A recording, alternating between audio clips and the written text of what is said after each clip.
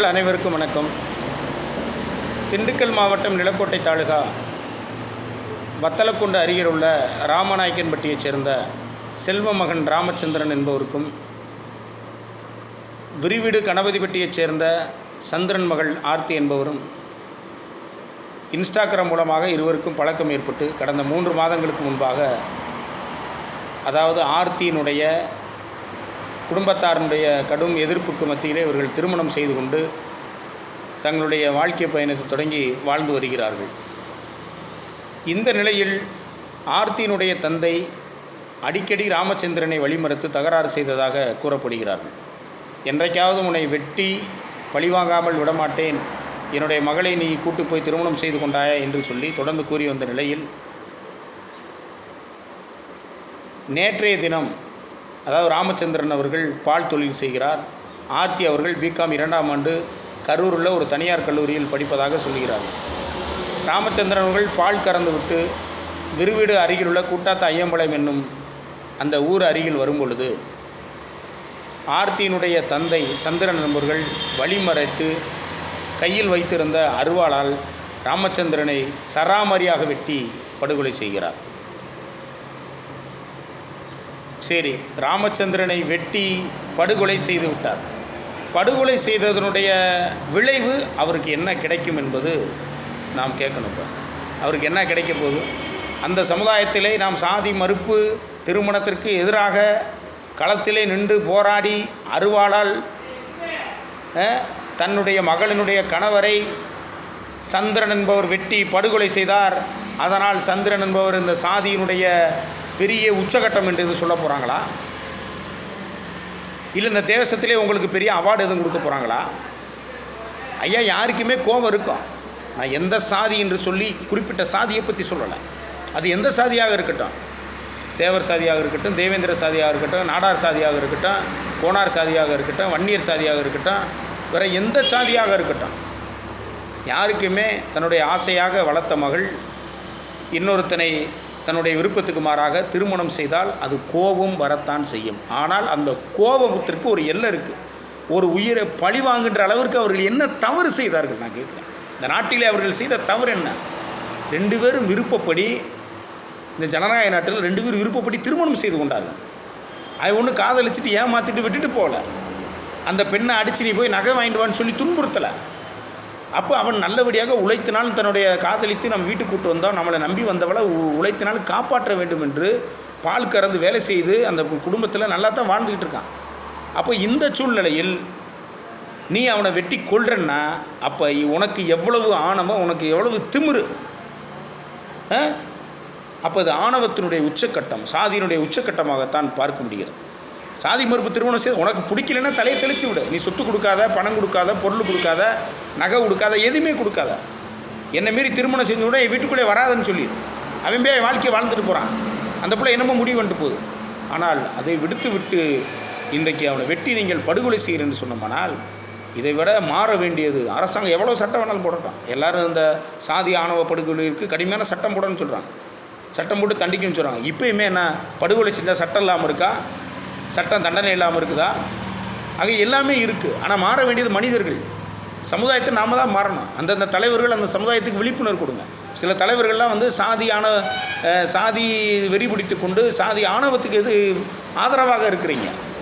சாதி மறுப்பு திருமணம் செஞ்சால் நீங்கள் தூண்டி விடுறீங்க, பிரச்சனையை உருவாக்குறீங்க. ஆக இந்த பிரச்சனையை உருவாக்குனுடைய விளைவு தான் அவனுக்கு கொம்பு சீ விட்டது மாதிரி ஆகிறது. ஆக நம்மளை காப்பாற்றுறதுக்கு தலைவர் இருக்கார்கள்னு சொல்லி பேசுகிறான். நீங்கள் சொசைட்டிக்காக வாழாதீங்க. பெற்றோர்களே பக்கத்து வீட்டுக்காரன் பேசுகிறான், சாதிக்காரன் பேசுகிறான்னு சொல்லியெல்லாம் வாழாதீங்க. உன் பிள்ளை உங்களை மீறி போயிடுச்சுன்னு வச்சுக்கலாம். ஏன் இதே சாதி மறுப்பு திருமணத்திற்கு ஆதரவாக எத்தனை சமுதாயங்கள் இருக்கிறது? ஏன் இன்றைக்கி இப்போ வெட்டு இறந்தவர் நாயக்கர் சமுதாயம், வெட்டியவர் கள்ளர் சமுதாயம். கள்ளர் சமுதாயத்திலே அந்த முக்குளத்தூர் சமுதாயத்திலே எத்தனை பேர் சாதி மறுப்பு திருமணம் செய்து வைக்கிறாங்க? எத்தனை பேர் சாதி மறுப்புக்கு ஆதரவாக செயல்படுறாங்க? இது சாதி மறுப்பு திருமணத்திற்கு ஆதரவாக செயல்படுறாங்க. ஆனால் ஒரு குறிப்பிட்ட ஒரு சமுதாயத்தை நான் குறை சொல்லலை. அதில் ஒரு சில மிருகங்கள், இது மனித மிருகங்கள். அவன் பாட்டில் வாழ்ந்துட்டு போகிறான். உனக்கு என்ன பிரச்சனை? இன்றைக்கி உன் மகள் விதவையாக நிற்கிறார். நீ உன் குடும்பமே சிறைச்சாலை போய் நீயும் பாவம் தான்.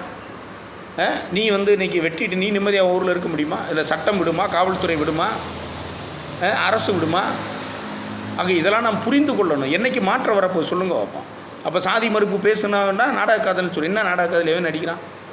அதுக்கு நாடக காதல் வந்து செய்கின்றவர்கள் தெரிந்து விடும். ஆனால் இவர்களெல்லாம் அப்படி இல்லை. 2 பேர் விருப்பப்பட்டு திருமணம் செய்து கொள்கிறார்கள். நான் காதல் திருமணம் வந்து போய் பண்ணுங்கன்னு சொல்லி தூண்டி விடலை. ஏதோ ஒரு சூழ்நிலையில் அவர்கள் காதலிக்கிறார்கள். போய் திருமணம் செய்து கொண்டால் வாழ விடுங்க. அவங்கள விட்டுன்னு ஒதுக்கிடுங்க.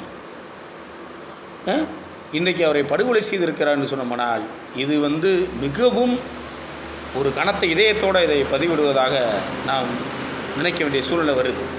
கவினை எப்படித்தான் வெட்டி சாச்சிங்க, கவின் படுகொலையும் அப்படித்தான். இப்போ நம்ம நாட்டில் எத்தனையோ படுகொலை நடந்தது. இது இங்கே நடந்து கொண்டிருப்பது திராவிட மாடல் அரசு. பெரியாருடைய கொள்கையில் மிகவும் முக்கியமான கொள்கை சாதி மறுப்பு திருமணம்.